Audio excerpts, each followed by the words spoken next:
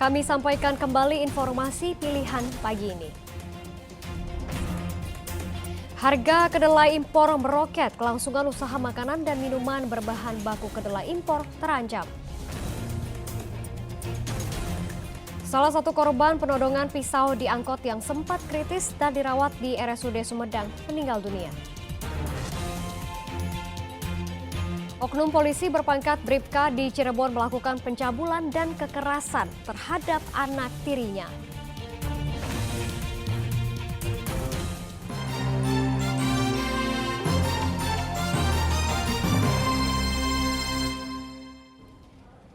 Salah satu korban penodongan pisau di angkot yang sempat kritis di RSUD Sumedang meninggal dunia.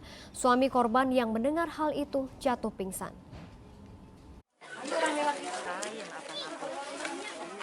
Setelah dirawat di rumah sakit selama 5 hari, Lisnawati, korban kedua penodongan pisau di dalam angkot di wilayah Tanjung Sari, meninggal dunia pada Senin petang.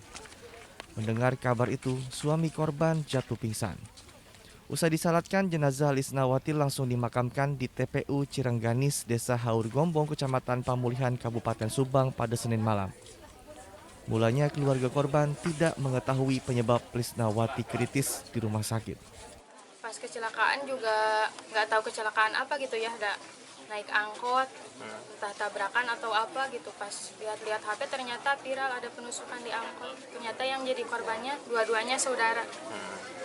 Raut kesedihan juga terlihat di wajah teman Lisnawati. Di mata sahabatnya, Lisnawati merupakan sosok yang baik. Selalu bareng, kalau istirahat juga bareng terus, kemana-mana bareng. Pas mendengar kejadian ini, gimana deh? Kaget nggak? Sakit hati. Ya gitu, gak nyangka gitu bisa secepat ini. Sebelumnya beberapa waktu lalu, wanita yang diduga merupakan orang dengan gangguan jiwa menodongkan pisau kepada penumpang angkot di wilayah Tanjung Sari. Karena takut, dua orang, Rika dan Lisnawati, melompat keluar saat angkot melaju kencang. Kedua korban akhirnya meninggal dunia karena mengalami luka berat pada bagian kepala. Agun Gunawan melaporkan dari Kabupaten Sumedang. Seorang penjamret di Kota Bandung diamuk warga setelah tertangkap basah mengambil tas milik seorang pejalan kaki. Beruntung nyawa pelaku terselamatkan setelah polisi datang melerai.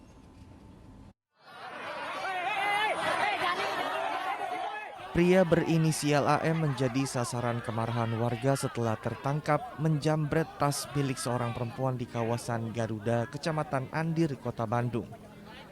AM ditelanjangi dan dipukuli oleh warga. Penjamretan ini berawal saat pelaku mengemudikan motor dan berpapasan dengan korban yang sedang berjalan kaki. Melihat kondisi sekitar sepi, pelaku kemudian mengambil tas korban yang berisi telepon genggam. Niat pelaku membawa tas korban digagalkan pengemudi ojek daring. Salah satu dari ojol, ya, pengemudi ojol membantu korban untuk yang sedang di korban perampokan atau perampasan. Nah, setelah itu si ojol meneriaki si pelaku dan masyarakat sekitar bersama-sama menangkap pelaku. Kemarahan warga semakin memuncak saat pelaku akan dibawa ke dalam mobil polisi. Warga yang geram sempat memukul pelaku. Nyawa pelaku akhirnya selamat setelah polisi datang melerai. Pelaku akan dijerat dengan pasal 365 KUHP pidana tentang pencurian kekerasan dengan ancaman hukuman maksimal lebih dari 4 tahun penjara. Muhammad Rizal melaporkan dari Kota Bandung. Diduga melakukan pencabulan dan kekerasan terhadap anak tirinya, oknum polisi berpangkat Bribtu ditahan di Polresta Cirebon. Oknum polisi berinisial CH berpangkat Bribtu ditangkap petugas unit perlindungan perempuan dan anak Satreskrim Polresta Cirebon setelah dilaporkan istrinya atas dugaan tindakan kekerasan fisik dan seksual terhadap anak tirinya. Sejak dilaporkan pada tanggal 5 September kini, CH sudah ditahan dan ditetapkan sebagai tersangka. Selain itu, polisi juga menyita pakaian seragam milik korban yang diduga digunakan korban saat terjadinya peristiwa kekerasan fisik dan seksual. Polisi juga sudah mendapatkan hasil visum fisik dan kemaluan korban untuk dilakukan pendalaman. Atas perbuatannya pelaku terjerat pasal berlapis terancam hukuman 15 tahun penjara. 5 meningkat menjadi LP, kemudian tanggal 6 September kita lakukan penangkapan dan dilanjutkan dengan penahanan pada tanggal 7 September. Artinya sampai dengan hari ini kita sudah 19 hari melakukan penahanan. Terkait dengan penerapan pasal pun juga kita gunakan pasal berlapis dan ancamannya cukup berat, 15 sampai dengan 20 tahun penjara. Dua persangkaannya adalah tindak pidana kekerasan fisik dan juga kekerasan seksual.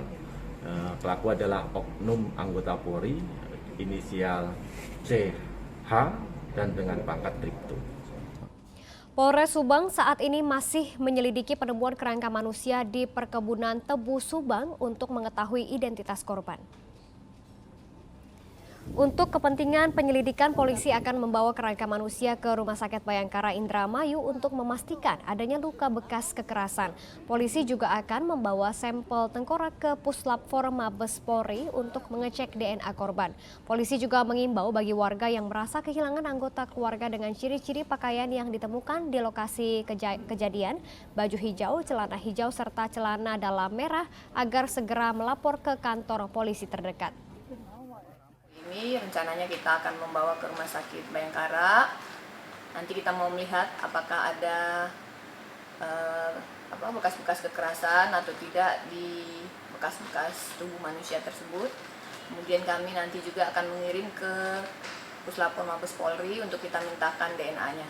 Dan kami juga sudah didatangi oleh beberapa pihak untuk menanyakan apakah ada kemungkinan itu keluarganya dari masyarakat, dan sampai saat ini memang belum diketahui identitas dari tulang belulang tersebut.